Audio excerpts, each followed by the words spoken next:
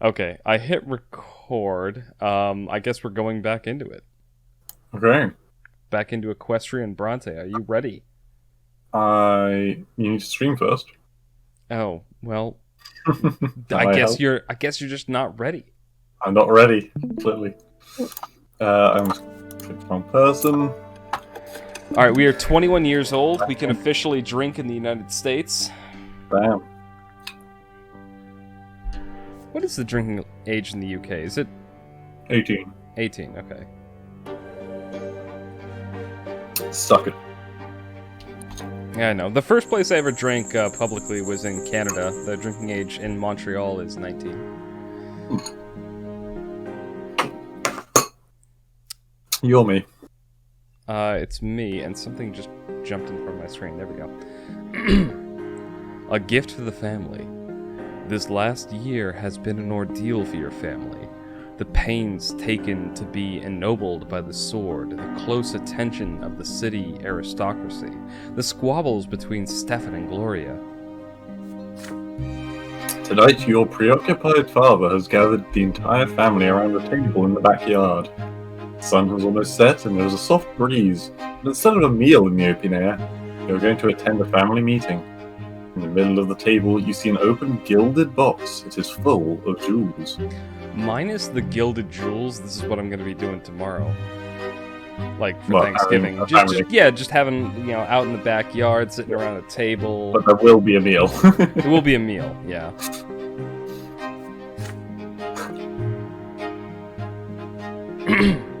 Archduke Milenidas himself has bestowed this gift upon us.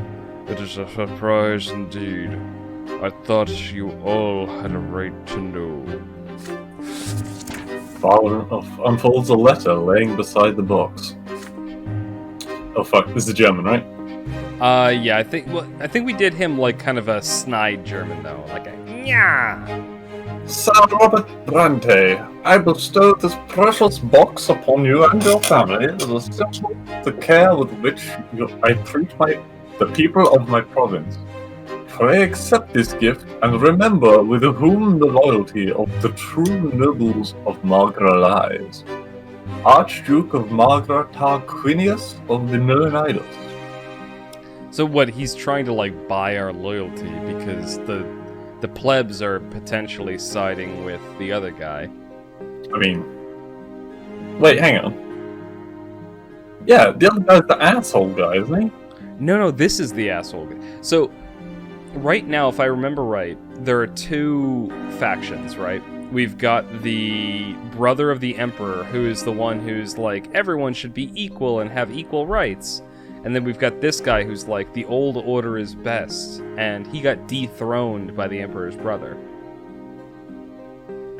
Right. He was the guy who was in charge. He's also the dad of the glowing blue chick who we fought for.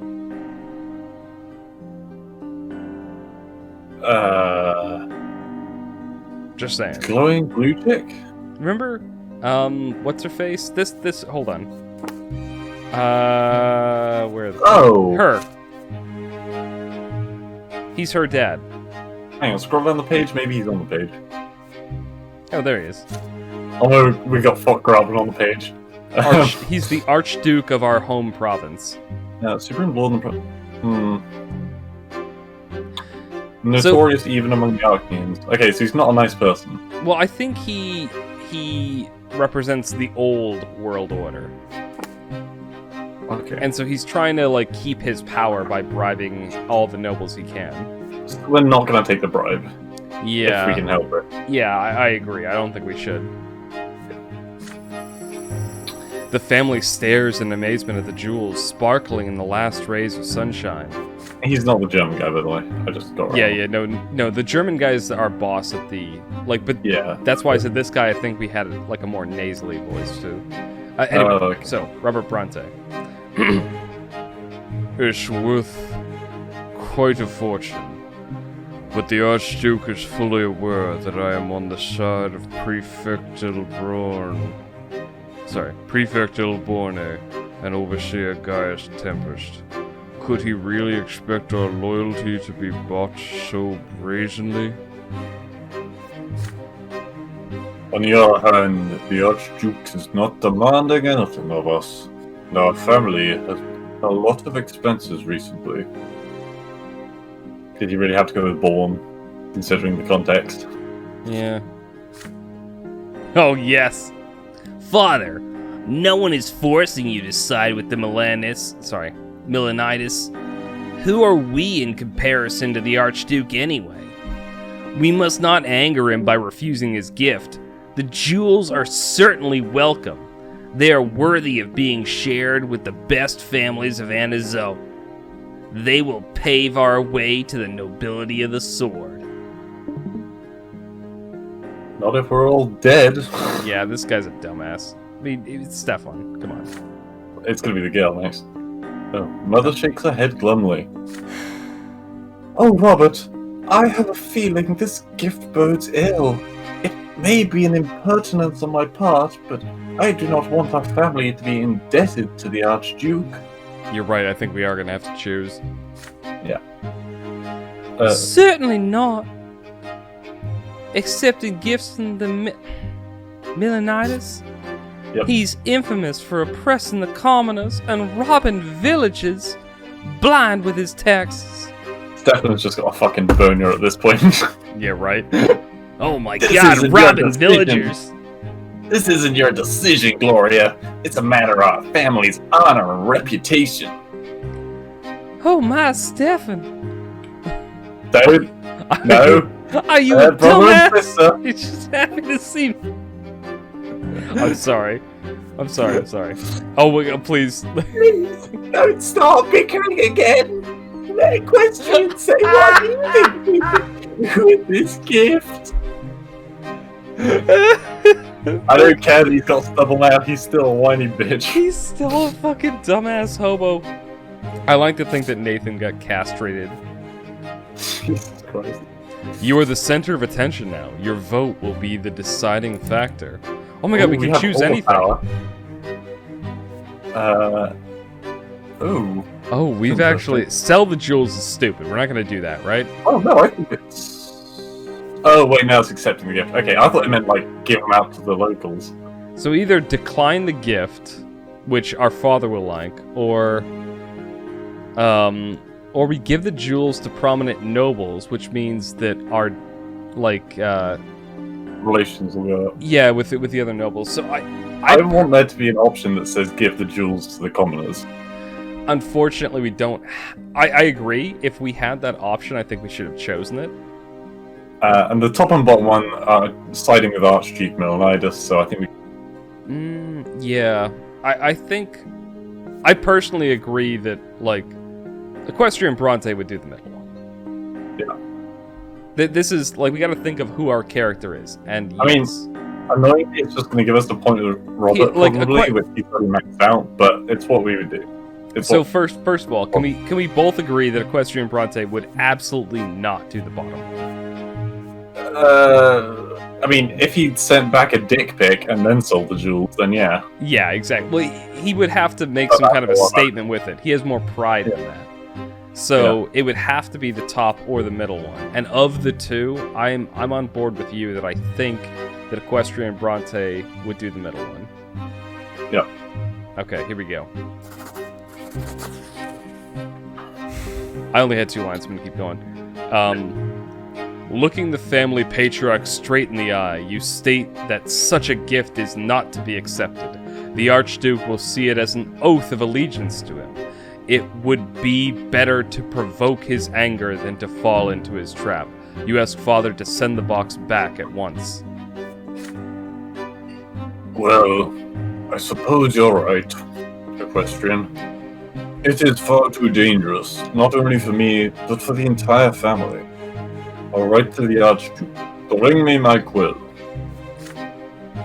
It's your decision, Father, but please consider how much we stand to lose. There are... Oh, that's you, sorry. No, keep going. There are no jewels I would not renounce to keep you safe. Mother, Nathan, and Gloria cast grateful looks at you. Even Stefan accepts Father's decision after some grumbling. You spend the rest of the night around the table, resting, conversing pleasantly, and amusing yourselves. For the first time in a long while, there's nothing casting a shadow over your home. Well, that was a good choice, even for family unity. The Archduke does not deign to reply to Father's letter. No one expected otherwise. Does the Archduke count you among his enemies now, or has he forgotten about your existence? But why waste time guessing when you have a moment of peace to enjoy? This is the point where we bang his daughter. That's so wholesome. What? No, well, not the banging his daughter, but I mean, like, the fact that, like, you know, even Stefan, who's usually being a douche, and Gloria, who's usually whining, like, we're all coming together as a family. Somewhat, yeah. I think Stefan's still pretty far out. Oh, he doesn't like us now. Yeah. There is only one disadvantage. You do not have a single coin tucked away in the family treasury. What? I thought we had a little bit. We have a little bit, but we probably would have gotten more wealth if we'd done that. But look, family Oh, unity yeah. up. +2. Which I kind of like that. Oh god, +2. I thought it was only +1. Nah, Look at that. we're at peace. Willpower's Ooh, up +5! 2. Hell yeah. Oh wait, no, that's Well, our it's stamina. 5 yeah. at a time. Yeah, that's our Yeah. stamina. We also got one to valor. We're one off a seasoned warrior. Oh hell yeah. All right, next. Is this you or me? I think it's me. Okay, go. The power of the law! You have just completed your first year of service at the prefecture. Several days after your second year begins, there is a knock at the door. You look up from your paperwork and tell the visitors to come in. Sarah Bourne's secretary slips inside quietly. The prefect has an important matter to discuss with you in his office. Augustin Elborne looks weary and aged, but he greets you with his usual characteristic warmth. You take a seat in a comfortable chair across from him. Sir Elborne asks his secretary to pour you and him some wine. This is the Sir German. Brante, good to see you. I hope that the judge's trade is coming easily to you now. I must admit, I've been watching your first cases closely.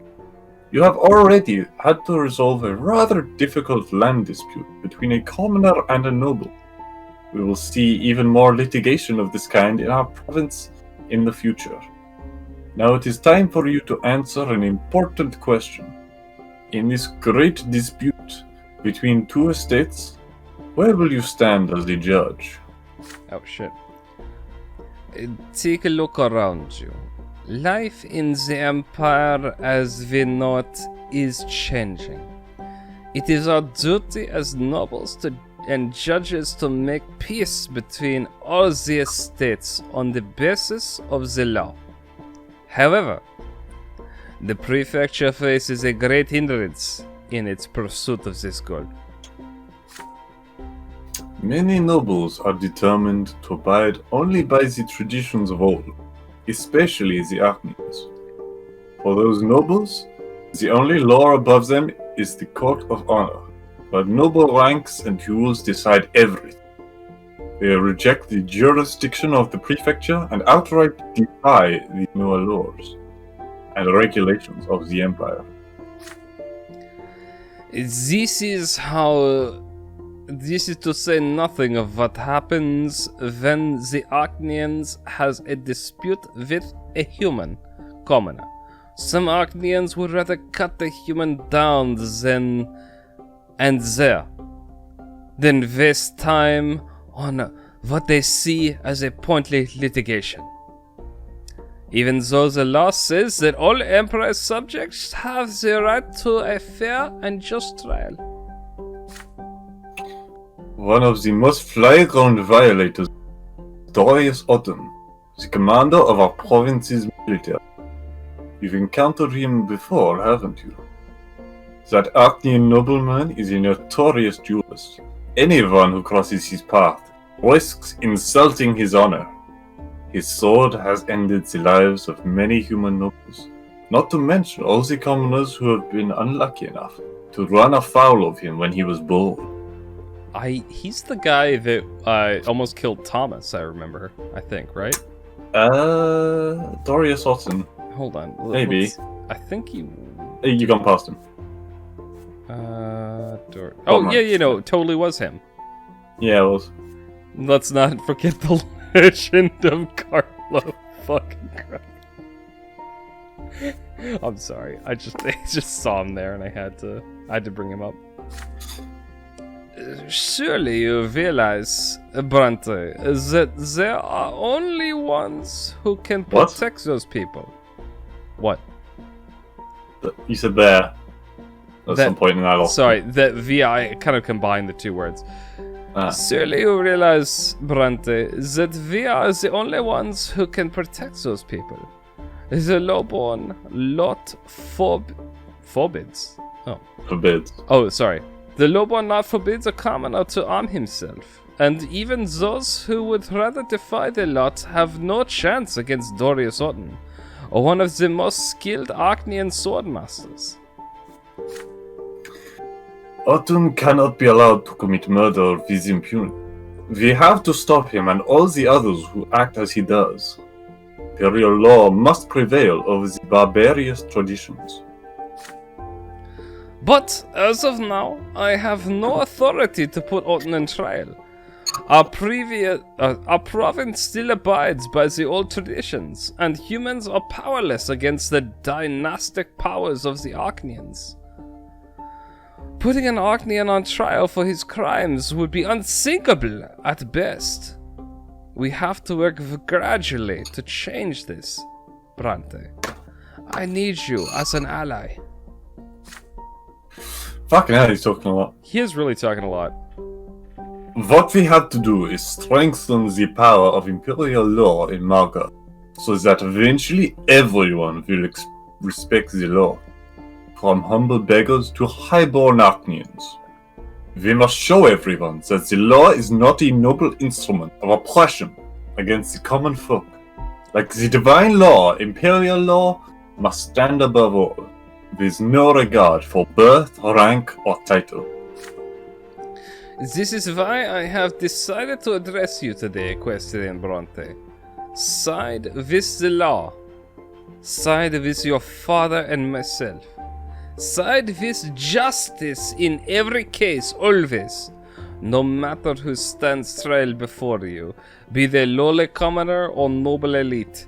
With enough precautions, we will be... with enough precedence, we will put an end to highborn tyranny and ensure that the law is respected throughout the province. But I must warn you, even here at the prefecture, I am not all-powerful. Many judges oppose my point of view. Not openly, at least not yet. But I am certain they will work against us in the shadows.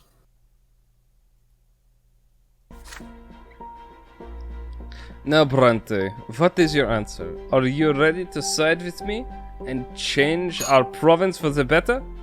Are you prepared to support me against the high-handed gentry and defend the common folk from the likes of Dorius Otten? I mean, Well, I think there's an obviously we're answer. siding with him. Yeah, of course. Yeah, there's no way. It's just unfortunate we know he's going to be on trial at some point. Yeah, we're gonna totally siding with him. You nod energetically, determined to support Elborne, and bring nobles and Archneans under the rule of the Imperial law. You realize the risks, but for the future of the Empire and its subjects, you are willing to face them. You seal the promise with a handshake. The prefect leans back in his big chair and points at the glasses of full wine. Sorry, the glasses full of wine. I never doubted you, Brante. With your potential and youthful zeal, nothing will stop us. And now, a toast to the triumph of law in Maga. Your glasses clink melodically.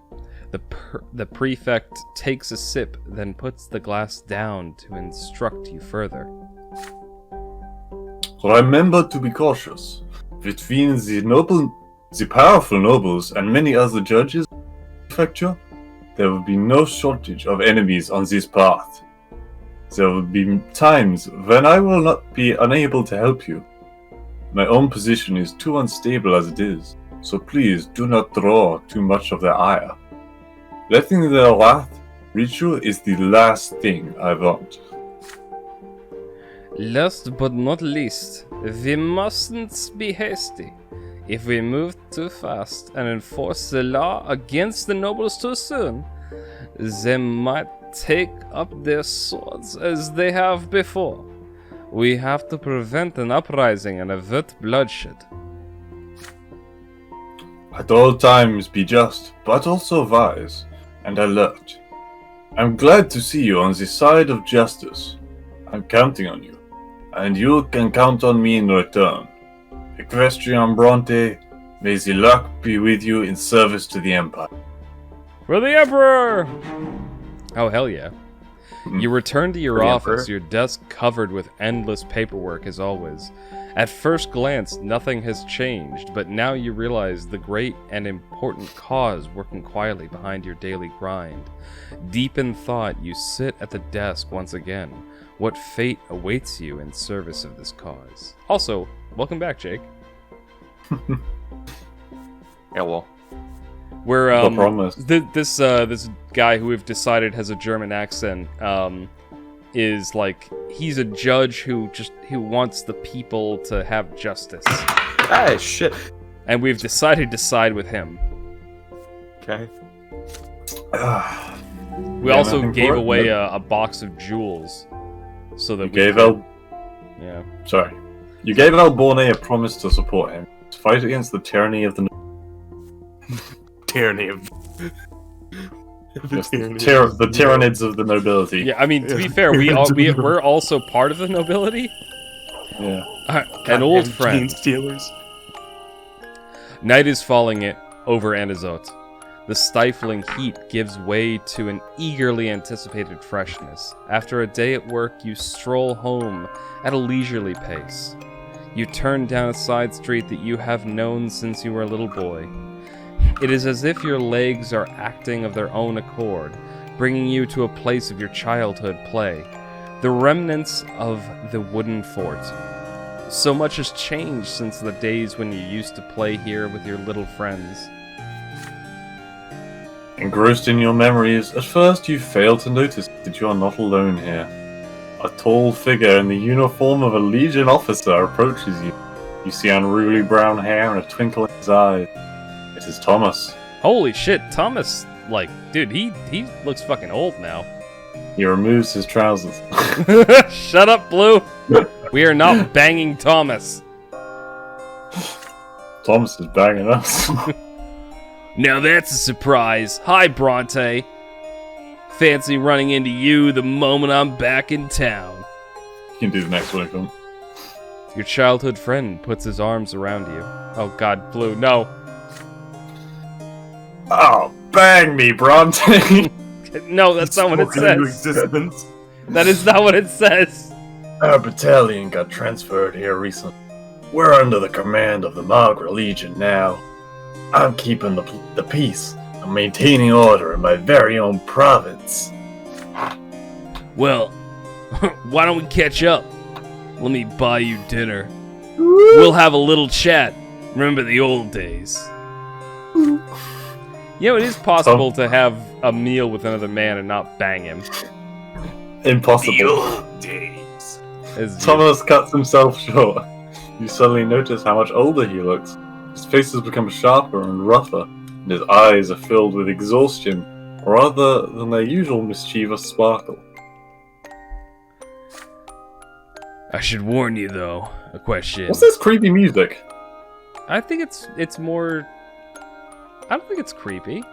It's very like that, not that music box from Pirates of the Caribbean that It's Davy kind of Jones. like... it's kind of foreboding, whimsical.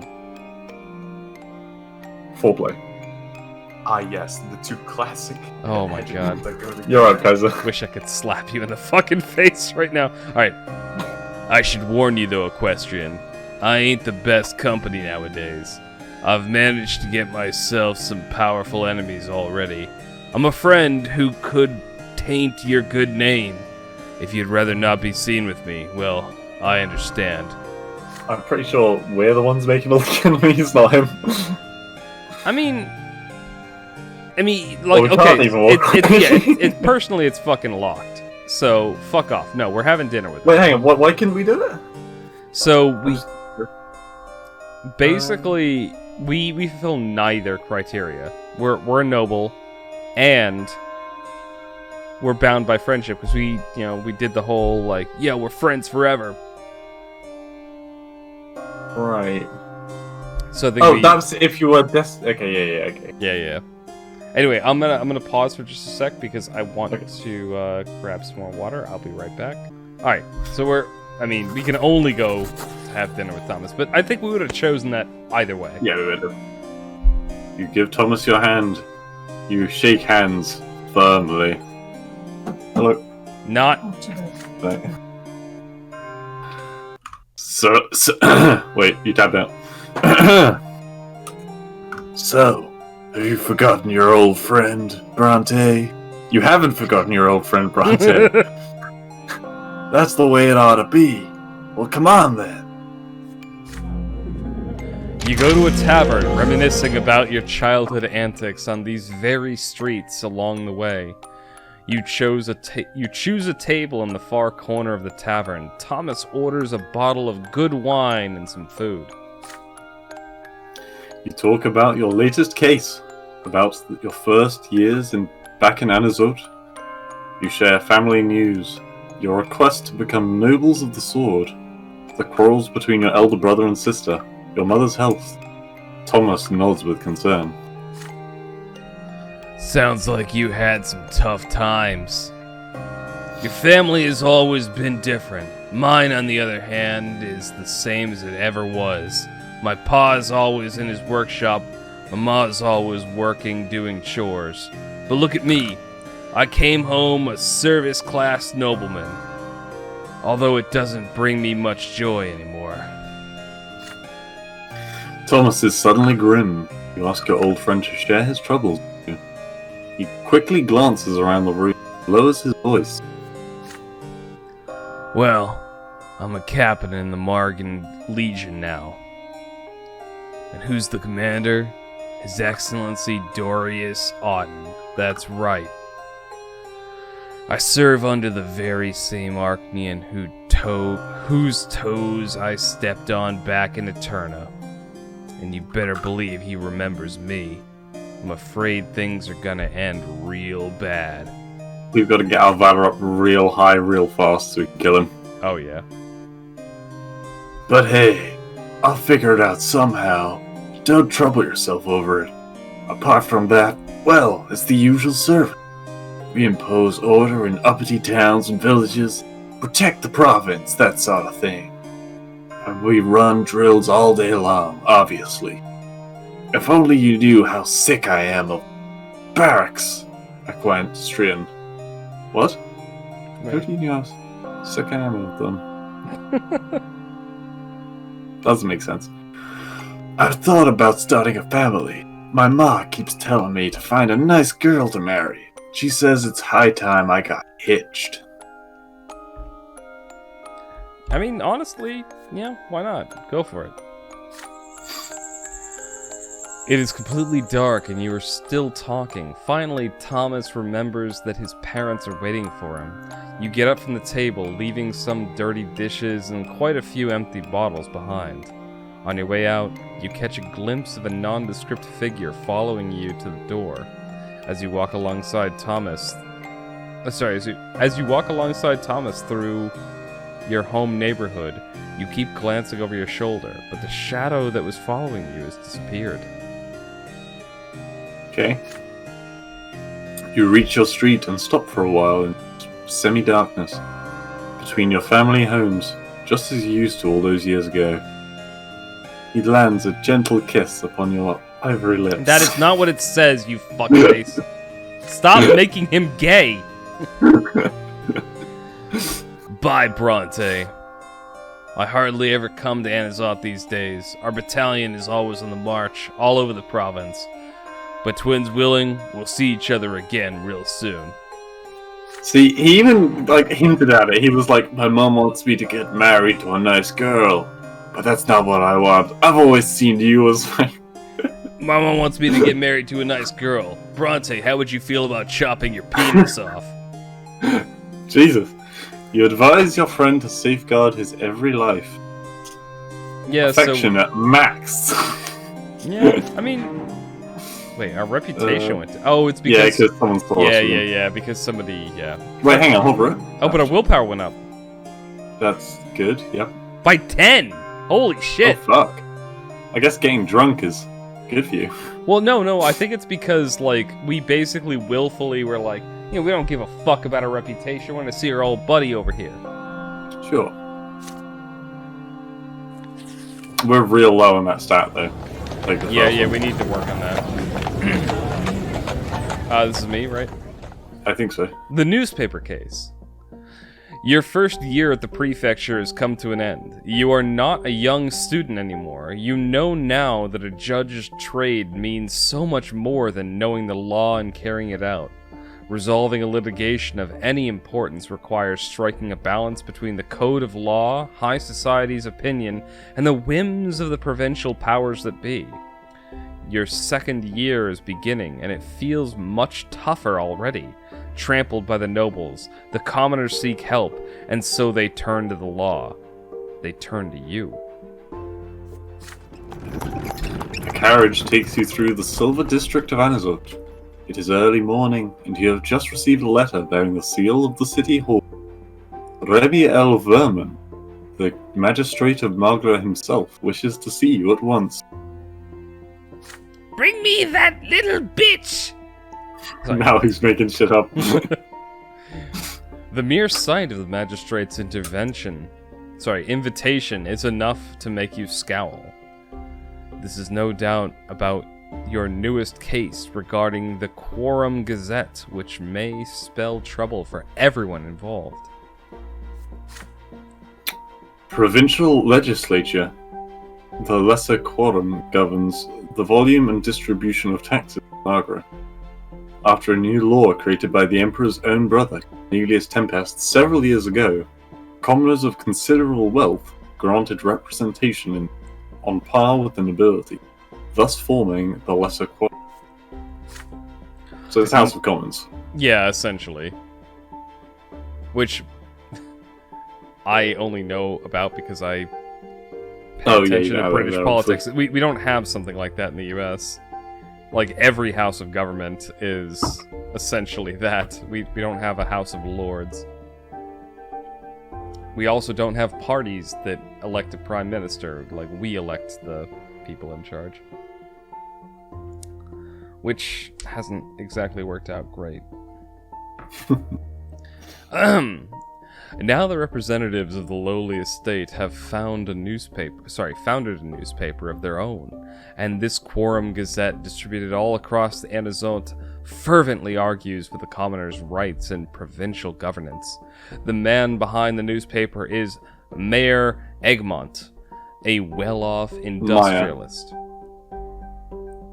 I pronounce that mayor, but... Okay. My point is, it's a name, not position. Yeah, I know. But I still pronounce it mayor. Or, I guess Meyer too, but... Just for the sake of people listening in. Mayer. A very well-off industrialist and owner of several silver mines. And it was his article and his demands that brought about this litigation. You take out a newspaper and read Egmont's article printed within. It addressed his Imperial Overseer Gaius Tempest directly. Oh my god. Oh my god. Ooh. Okay, I get to do a new voice. You do. Alright, let me try to... We demand that Sir Overseer Gaius Tempest cease his habitual disregard for our meetings. For our Emperor Uther II, we receive the lawful right to assure and sit in the lesser quorum. And we say to the Overseer, our voices must be heard. Our message must be accepted. Can I get an amen? Can I get an amen? The carriage stops in a square by a luxurious building. This is the City Hall, where imperial officials manage all domestic and economic matters of Anizult. You are escorted up a long, winding staircase to the door of the magistrate's office. Oh, sorry, that was a short one. You now stand before Remy El Vermin. Wait, really? He's clearly an evil guy. The magistrate maintains a haughty bearing in spite of his venerable age. His face bears the sharp, proud features so common among the old aristocracy. Oh, it's you. Have fun. Oh, okay. Another croaky, shitty voice, huh? give it your all. I'm trying to think of a character so I can assign one.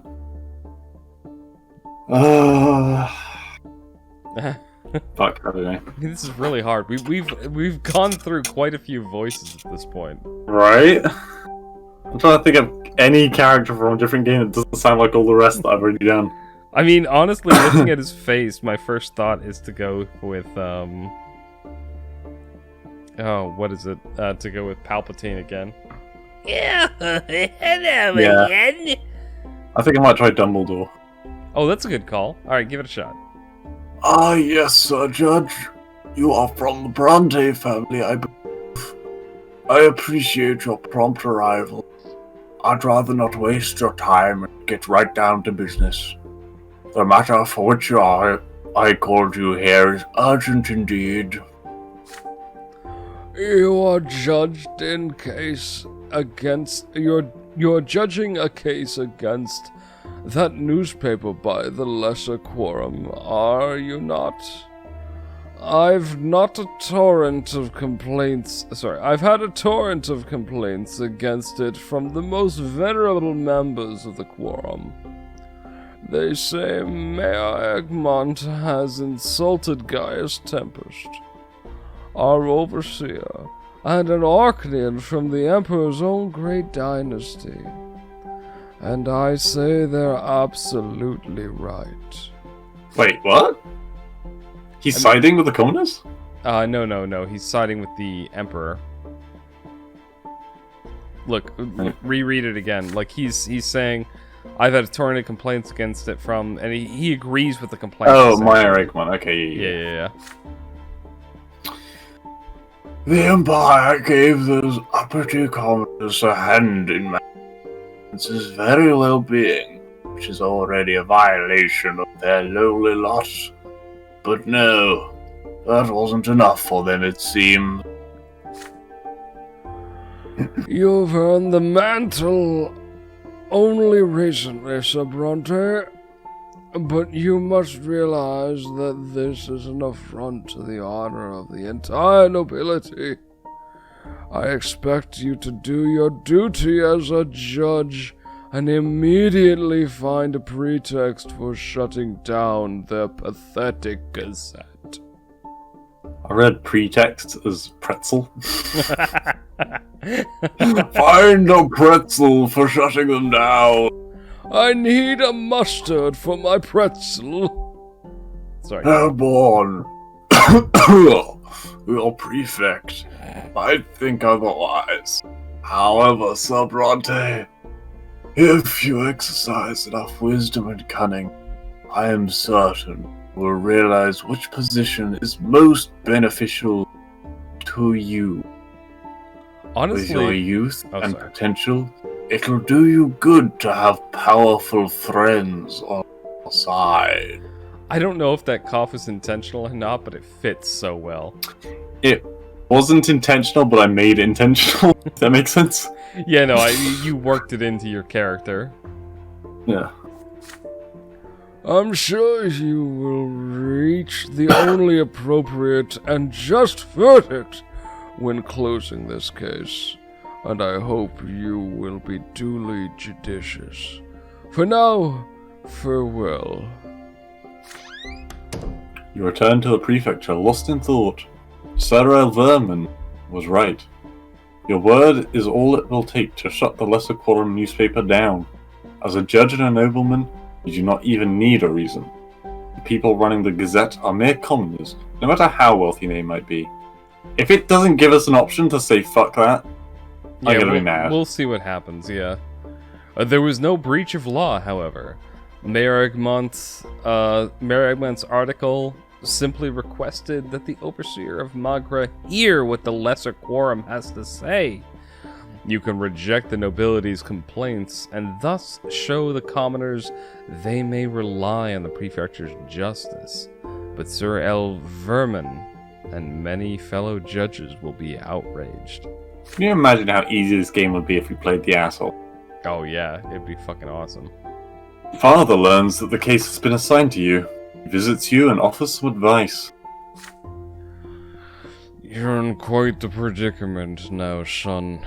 If you try to appease one party, the other will be furious. Wouldn't you rather see if there's any way to make peace between them? We could host a party at our estate and invite both Mayor Egmont and the noble elders from the quorum. Hell yeah. That actually sounds like a good idea, yeah. If you are successful at diffusing their quarrel, no one would object if you decide to legitimize the Quorum Gazette. Even El Vermin would be against it if the nobles stop complaining. However, Father is not your only visitor of note that day. Shortly after the door closes behind him, the familiar face of Judge Carlo He's back! Ah, yes, fucking crap. The hero Carlo Fuckrabbin. Oh my god. Appears in your office. He looks around cautiously before speaking his mind. Oh, it's me as well, yes! Have fun! Oh, the best character in the game! Let me swallow my biscuit quickly. That's what Carlo Fuckrabbin said. Alright, the game face. Yeah, go for it. I hear that you've been ordered to deal with that newspaper run by the wealthy commoners. It's a complicated case indeed. If you ask me, work like that deserves to be rewarded. Why not make the most of it? You're quite close with Prefect Elborne, are you not? Almost related, as it were. What if you were to shut down the paper and seize their printing press? All it would take is Sir Prefect's signature. And my friends amongst the Quorum Nobles, why, they could use the Gazette of their own. I would be delighted to help you put that printing press in good hands. Just think of it. You would shut down a subversive periodical and help our esteemed nobles spread their message, all while earning a lucrative reward for your efforts. It's quite a coup, really. Everyone wins. Do think on it, Brante. Oh my god, fucking Fuckrabbin. He leaves you and you are left he leaves and you are left alone in your office to deliberate. If you decide to shut down the Gazette, how far should you go? And if you choose to legitimize the periodical, how will you go about it? Well, we're not seizing it. Yeah, I mean, legitimize, that takes more diplomacy. What's the party option? I think that's this one. Oh, really? You host a party? Oh, what the fuck? We don't have nearly enough diplomacy, that's a problem. Oh. Well, we're not shutting down the Gazette, I don't think. Yeah, so I think... I mean, actually, no. Hang on. Alright. So, you do the argument not shutting down the Gazette. I'll give the argument against. Wait, sorry, we're arguing... So you side with the commoners, I'll side with the... Okay, what, are you asking me to make an argument and then we roll or something? Okay.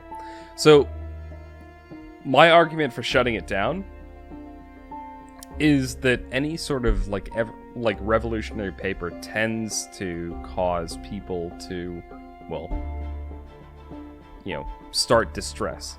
So, if we keep it going and we let it go, then regardless of what's going to happen, like, regardless of what the legal situation is, regardless of what happens out in the streets with the commoners, this paper is going to constantly keep inflaming them, and they're going to keep, like, getting angrier and angrier, and they're going to eventually go to revolt.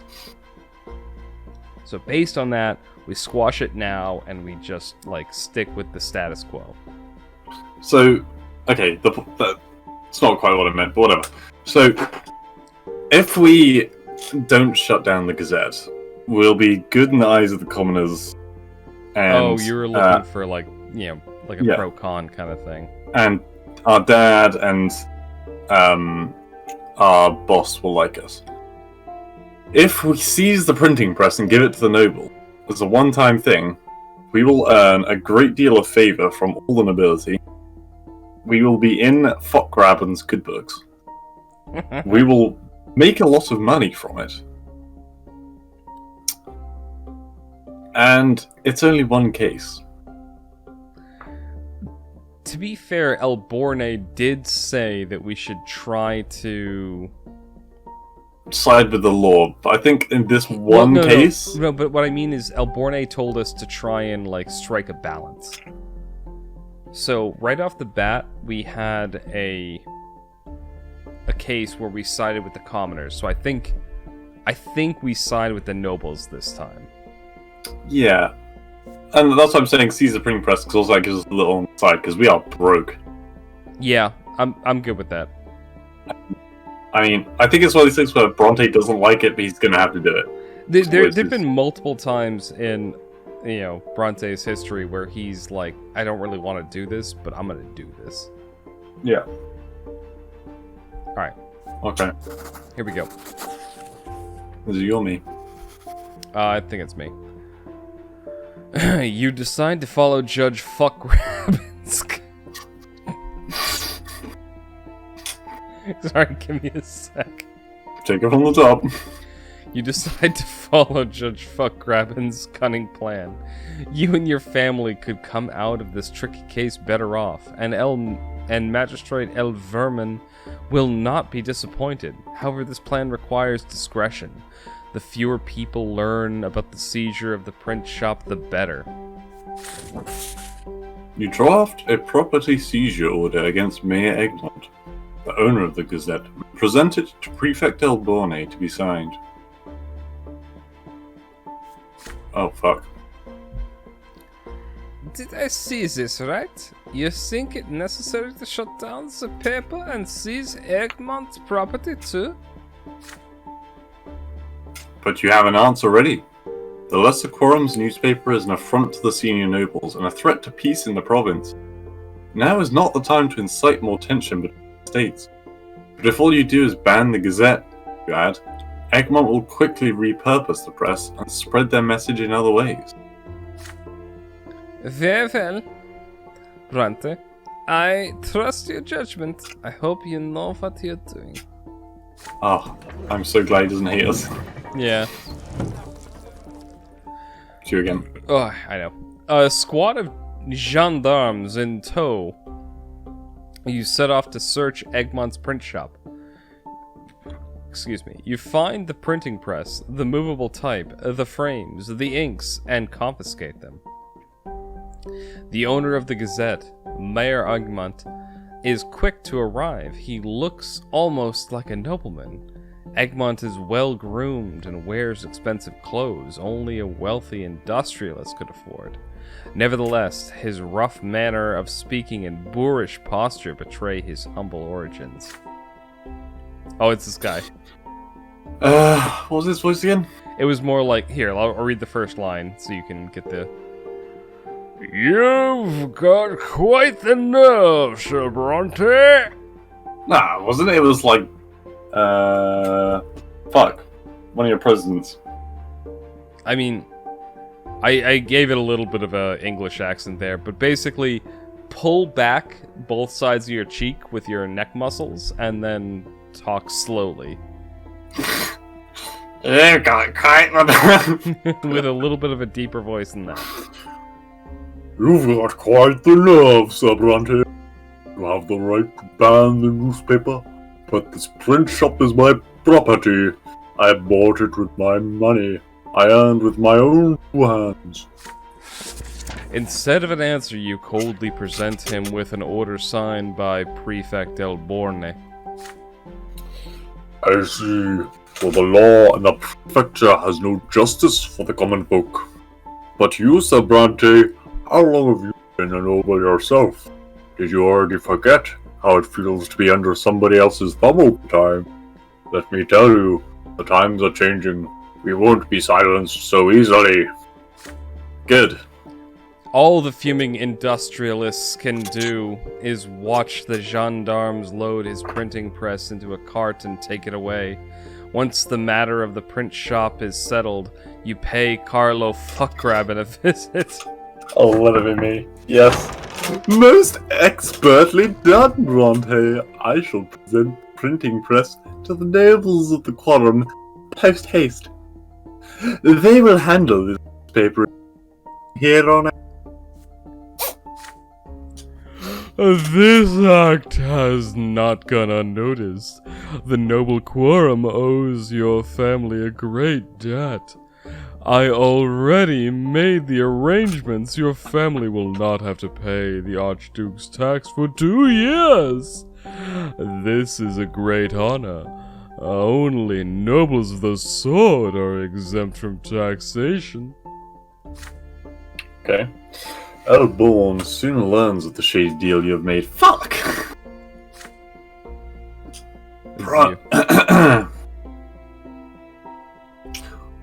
Brante, I hear you have already repurposed the confiscated printing press. This is a dangerous game you're playing. Some might consider it an abuse of your position as judge. I will not tolerate such scheming in the future. Alright, so this is fine. We schemed We once. had a warning. We schemed once and then now we don't do it again. Yeah. Oh, he doesn't like us now. -2. Well, Shit. it's still indifferent.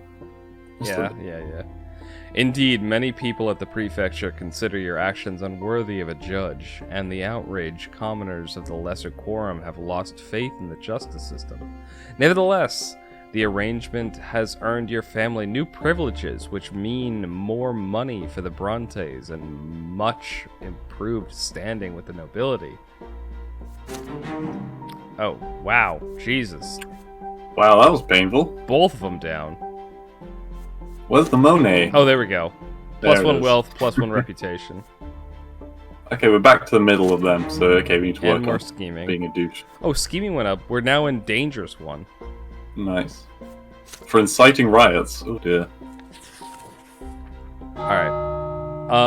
Do you want to call it here where we're at around an hour in? I mean, we should be getting close to the end of the year. It's been quite a long one. We are near the end of the year. Okay. Give me 1 second then. Today is a big day for the Bronte family. The day your family line started. The day when you remember all your ancestors. Tonight, everyone who bears the name Bronte must descend into the family crypt to keep vigil by the tombs. This is the time to surrender yourself to your ancestors and hear their will. This is the time we tell Granddad he's a dick. Yeah, like teabag his The sarcophagus. entire family prepares for the event in silence. Stefan has been choosing his apparel since morning, praying anxiously under his breath all the while. The air has a special place in the family visual. Even Mother is planning to go with you, though Father tries to talk her out of it. Lydia, I beg of you, stay home. You're far too weak for an all-night vigil in the crypt. Gloria, would you be so kind as to stay with your mother, since you cannot join us anyway? Gloria answers in a muffled voice.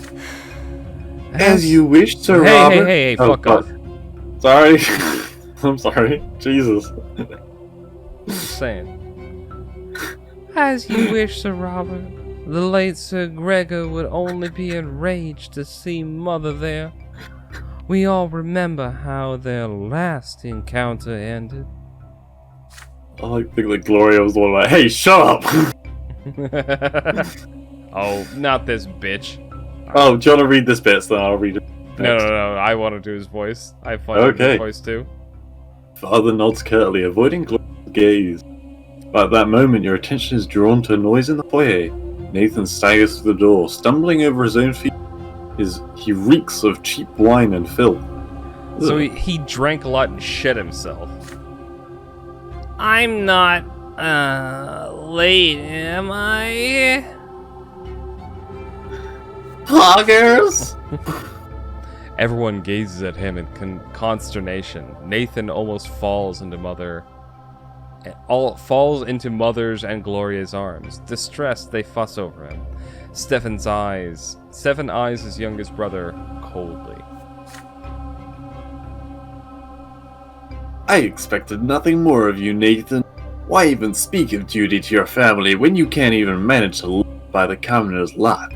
Go lie down in the pantry and stay out of our sight. Father, Equestrian, it's time. Let's go. Ba-na-na-na-na-na-na. God, Nathan is such a fucking shit show. Alright. Yeah, honestly, I like Stefan more than him. Yeah. He just got drunk and shit himself before the fucking ceremony. Yeah, exactly. Like, what the hell is wrong with you? Have some fucking decency. Alright. Alongside Father and Stefan, you descend into the family crypt. You cannot help but remember paying your last respects to your grandfather 9 years ago. You light the lamps. Dim, eerie flames illuminate the shrine. In the middle of it stands a magnificent stone tomb containing the long-deceased remains of Gregor Brante. You take your place around the crypt and kneel. The all-night vigil has begun. By the way, if Gregor Brante talks, totally calling it. Okay, fine. But you gotta add a death twist to it. I will do. At first, your ancestors remain silent. Each of you is left with your own thoughts. Then a low murmur passes around you. The shadows in the corners of the room deepen. The voices grow stronger. You know that the ancestors of Gregor Brante, the long-forgotten commoners who you never knew, are trying to talk to you. But now a memory of them has come to life in the darkness of the crypt. They are pleading for something, demanding it of you, calling out to you, screaming. Finally, you all hear that painfully familiar, deep, imperious voice echo from the far end of the chamber. It's been quite a long time since I've seen you all. I hope you bear good tidings. All this time I've been waiting for you to fulfill my mission. Remember, as long as I am in your blood, I will give you no peace. I'll continue it. No, I got it. Alright, do you really want to? I don't want you to damage your voice. Oh no, I'm good. I did not have my family ennobled just to see our line cut short. Our blood tide must join the grand flow of the Empire, and then each of my descendants will inherit nobility forever and ever. But I do not see any of you before my tomb. Where are you hiding? Where is the head of our family, the man who will speak to me? Where is the man who will heed my will? Father rises from his knees and makes his way towards grandfather's stone tomb, the source of that booming voice. But Stefan suddenly pushes him out of the way. Father takes an indignant step forward, but Stefan firmly bars the way. What the fuck? Stefan's being a douche. Stop it, Stefan. You are my heir, but you are not the head of this family.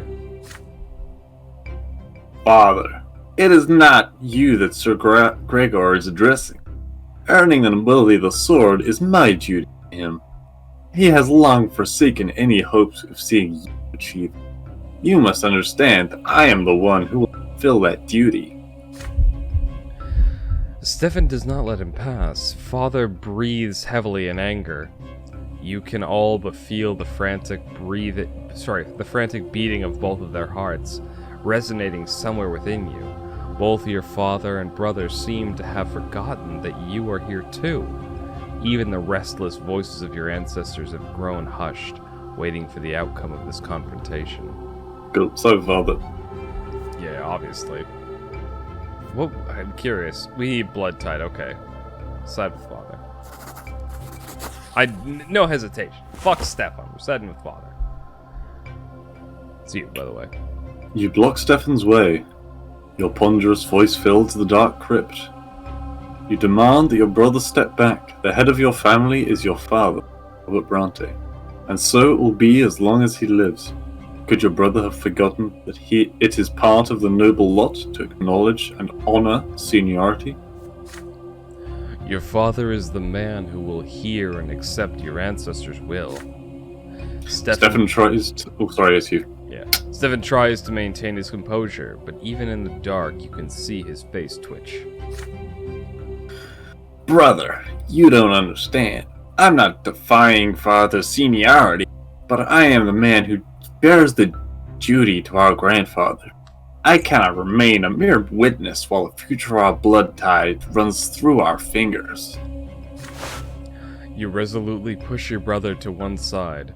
Whether he wants to or not, he will give way to the head of the family. Father catches his breath and approaches grandfather's tomb.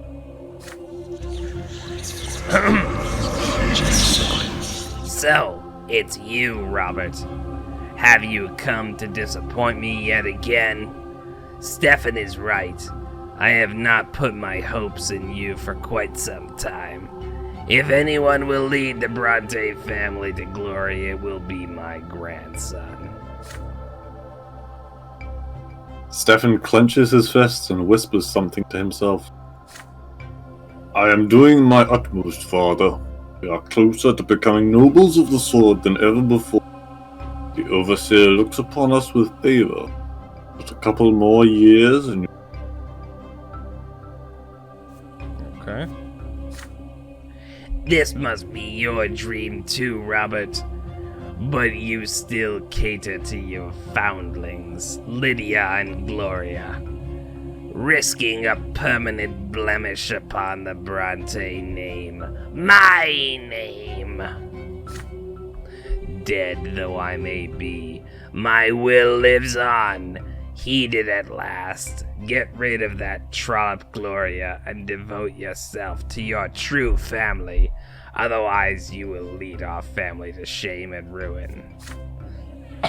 Father hesitates for a moment. Oh my god. No, father, this is impossible. Even if I must defy your will, I am responsible for Gloria. My honor and my conscience will not allow me to do what you demand. You must accept this, or keep on fighting me for all eternity. The voice of your deceased ancestor fades away. He seems to have left this realm, but then his voice suddenly booms from the other side of the crypt. Stefan, you are the heir of this family. Your duty by blood is to earn us a place in eternity. Do not take after your spineless father. Do what must be done. Cleanse our family of wickedness. Stefan is shivering. He replies in an unsteady voice. But, Gloria, I can't. Stefan checks himself. I will do my duty to my family, Sir Gregor. Whatever the price, I will pay it. See you next. The crypt is completely silent once more. You are alone again. You see tears glistening on Stefan's face. Without uttering a word, he goes outside. Shit, stop him. Yeah, this is you. Father clasps his arms firmly around you. You feel him let out a sigh of sorrow and the vigil is over. Doing a loud version of that voice hurt my throat like... Yeah, I heard you coughing on the way through it. Oh my god, that hurt like fucking hell. Alright, Unity's up though. Yeah, what's the top one? Why the fuck did that take willpower? We lost a little bit of willpower, but we're still good. I mean, Yeah, it's not 10. hold on. No, not this one. House Bronte. Yeah, we got a lot of unity out of that. Harmony is at 10. So we're at peace right now still.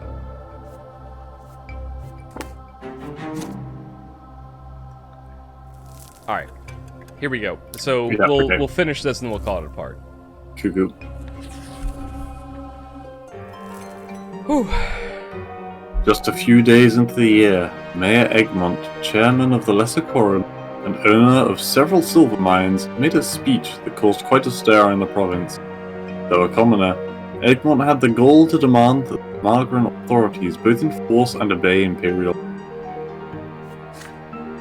Oh god, it's this guy. What's the use of the imperial laws if they aren't enforced as they should be? Even today, Indiana's old nobleman who gets up on the wrong side of the bed can draw his sword and run a commoner through with impunity. These gentlemen may be our rulers, but does that mean they can defy the Emperor's will? Sir Alborne has been appointed to enforce the rule of law in Magra. How come the prefect doesn't see this? We commoners are trying to seize the nobles and take over the province, but the rule of tradition is a thing of the past. This is the age of justice. We may not all be equal in its eyes, but even the nobles and clergy must obey the law. The Magran aristocracy is furious with Egmont and demands that he be silenced, but the rich industrialist has too much money, too many connections to be dealt with so easily. You hear more and more rumors about secret societies of commoners appearing in the city, plotting against the noble rule. The gentry fears that Egmont and his peers might be behind this, but they have no proof, at least for now. That's fine. Father Leonard, abbot of the Temple of the Silver Tree, and supports Egmont and has spoken publicly in his favor.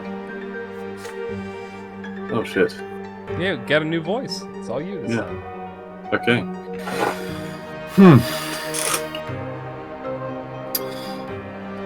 The twins themselves entrusted the noble estate with the right to rule over the common folk. But rulers must also care for their subjects. The old faith is mistaken. No commoner should ever be forced to suffer. It is for this very reason that the imperial law exists. It is there to ease the people's suffering. May those laws be duly enforced, and may they serve all the people of the Empire. Oh shit. Alright, power up. Order down. And wealth down. Okay. Alright, Okay. that's a part. So, Yeah. Until next time.